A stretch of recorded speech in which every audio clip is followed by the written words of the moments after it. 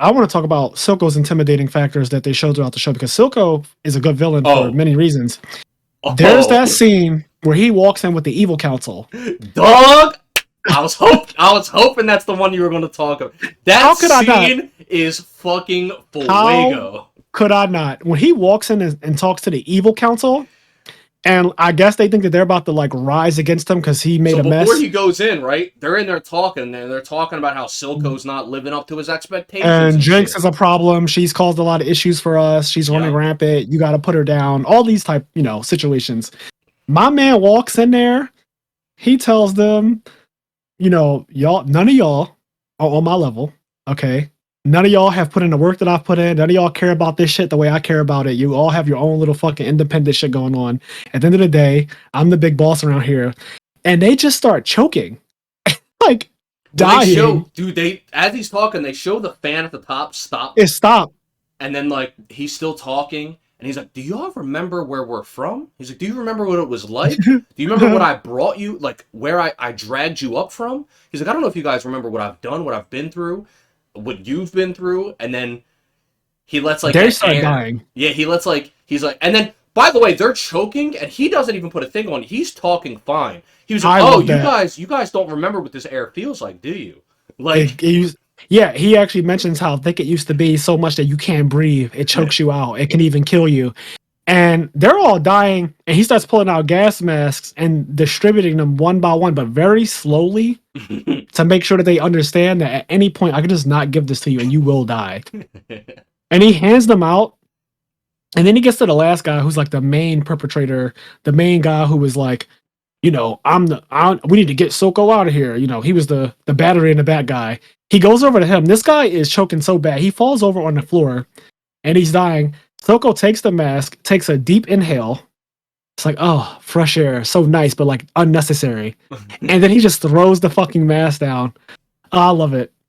That scene was great. Because he comes in and you don't know, because he has like a chest and you're like, you don't know what's in the chest. And he's talking and you just don't. The fan stops and at least me, I didn't immediately realize, they're just going to fucking have a gas attack. Yes. The fan it doesn't affect them, which is so cool. Yeah, and it's just so dirty. Like that scene is amazing. It's so good. I want to rewatch that scene as well as the Echo versus Jinx scene because that was one of the best scenes. And I was like, damn, this villain is actually so convincing now. Because I had to wonder, how does somebody he's such a small guy. Again, this goes back to the small guy, but just because he's small doesn't mean that he can't get shit done. Mm-hmm. And he does have the girl Sevica. She's broken as hell. She's huge. She actually reminds me of Mel's mom in that way, like a militant kind of tomboyish girl. She's a large woman, very muscular. Yep. She gets her arm taken early on, so now she has this arm that's powered by Shimmer.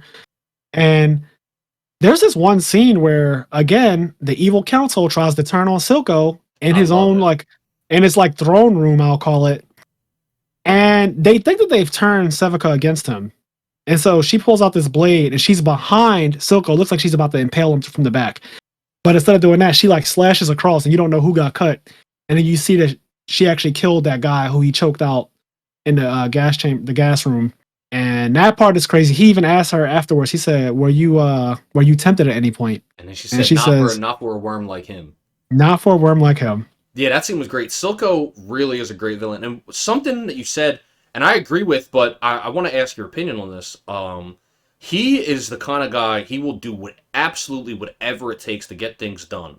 I know what you're saying. But I do feel like he does have a level of loyalty to him. Like he does, to me, feel like he does care about the people that are really like with him. And he definitely cares about Jinx and Sevica a lot. Yeah, Jinx and Sevica specifically. And I want to know, like, at the end there, when he's like because what happens is him and Jace end up meeting, and Jace gives him sort of the terms. He's like, "Listen, you'll have your freedom. You guys can be your own nation, but you have to turn." He's giving them what they always wanted, which is independence. The finish line is there now. Yes, and then the finish line is actually there. And then he says, like, "I can't do that. Like, you can, like, Jinx isn't responsible for any of those crimes. Like, you can take me." He's like, "I can't take you. Like, you're Like, we're doing the deal with you. I can't imprison the person I'm doing the deal with. Yeah, same as when Vander was gone, it caused chaos in the lanes. Yeah. So Silco's a necessary evil to control the lanes. People listen to him. He's also the biggest dealer of Shimmer. So the whole now that Vander's gone, he really does run it. He runs the underground. And they set it up, and then what we get is Silco going back down to the lanes, and he's next to a statue of Vander. And he's like talking to Vander, basically saying like, "Oh, I get where you were coming from now," or whatever. And he's basically saying like, "I have everything that I ever wanted."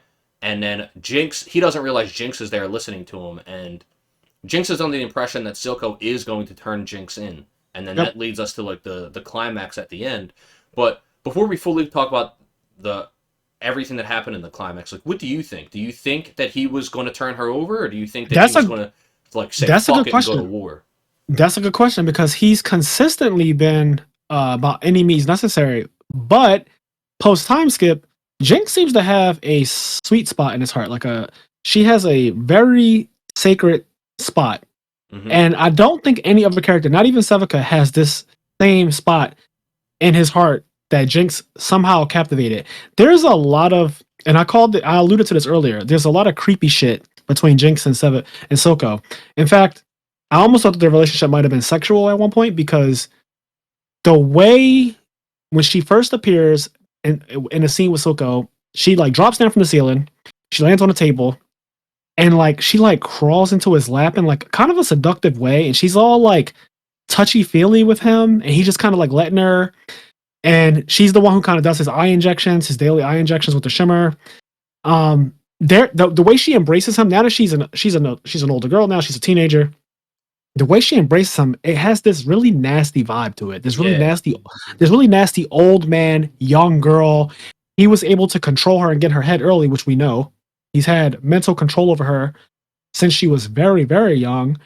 And I was wondering if, like, damn, is this show that dark that they're alluding to maybe Silco molesting this girl or statutory rape, or like, is that where this is going? And I don't even know if that's necessarily not true. Like, there were too many. It wasn't just that one scene. There's many instances where the embraces between Jinx and Silco are way too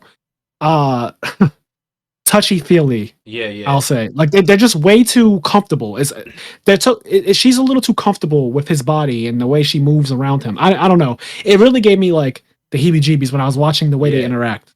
I did also get that kind of feeling. Like, you feel it, right? But so I guess my thought process on it was to like go all the way back to the inception of their quote unquote relationship. Is Silco sitting there? He's looking at Jinx / Powder, and she's a child at the time, and then she says like she revokes her sister. I think in my head what happens is that him and Vander were brothers, and in a way, even though he had no relationship to these kids are almost like his nieces. Yeah, sure. But, he doesn't really have much of a relation to them. But these two are sisters, just like he was brothers. His brother is dead now, Vander's dead, but he always had sort of like a respect for him, even though this is what had to happen. So anyway, Jinx, he literally watches Vi turn on Jinx, and he listens to Jinx revoke her and say that like she's not my family anymore. And it seems to put him in that same position. Not just that she's in a similar situation where two people that were very close together, like sisters or brothers, are now separated, similar to him and Vander. Also, there's like an extra layer that like this was Vander's child. So I feel like it creates a thing where he feels a connection to her right from there. And then, they spend all this time together. Jinx has that mental break.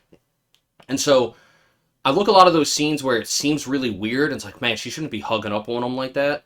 It's just, I don't think that a 16-year-old girl, I don't care if you are my uncle or not. Like, imagine Miranda crawling into your dad's lap. Yeah. No, embrace, like, slowly caressing his face and shit. Like, so they definitely put those scenes in there to give us get a reaction out of the audience, right? Like, and obviously, me and you both felt the same things. Like, oh, this is very strange. Like, what is going on here? I do think that he looks at her as a niece and as like this daughter in a way, because he essentially adopts her after Vander, but they are also doing something with showing that, right? Like, there's something. Well, they don't have to show that, but they do it more than once, and that's what really drove it home for me. Is like, what is this weird ass relationship between these two.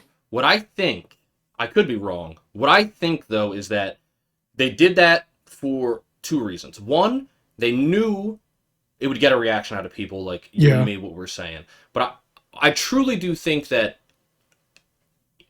in the lore, in the story, that neither one have sexual feelings for each other. I'm hoping so. I think that Jinx is just, we know that she had a break. And I think that she's just kind of like grasping onto him. Like when you see certain people that are like really down, either they might have certain mental issues or whatever, but and some of those people they're more touchy-feely, they're more loving, they're more like, and so I think maybe she's like, what we're seeing is her in like her broken state trying to hold on to the only thing that she thinks she has left, but it's done in this really creepy, weird way, and it gives us a feeling outside looking in like... They're definitely alluding to some shit went down. You know what I mean? Yeah. Like, even if it didn't actually happen, like, it's not a fact that these two had a sexual relationship in any way. They allude to it, and that is enough for me to, like... It makes him more of a villain. Yeah, it makes you feel uncomfortable. You're like... Hey guys, if you like this clip, we have full video versions of our podcast episodes available on the IMNerd Patreon, as well as exclusive content. If you'd like to listen to our full podcast episodes or find us on any other social media platforms, you can do so by clicking the link tree below.